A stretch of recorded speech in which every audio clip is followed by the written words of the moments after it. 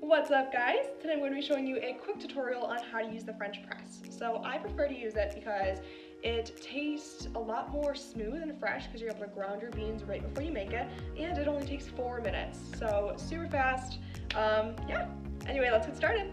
So all we're gonna need is the French press, our water, I already boiled this, and then our grounds. The rule of thumb for the ratio is usually 1 serving is 1 cup of water and 1 tablespoon of the coffee grounds.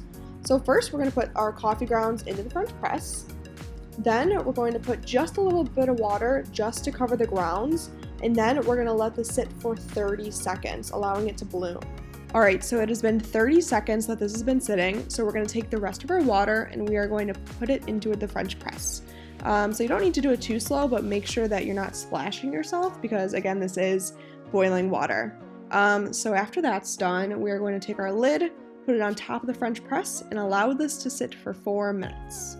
So it's been 4 minutes, and now we're going to push all of the grounds to the bottom. Make sure that you're going slow enough so you catch all the grounds to make sure that none of them get in your coffee. You can pour into your cup and enjoy. Thanks for watching, guys.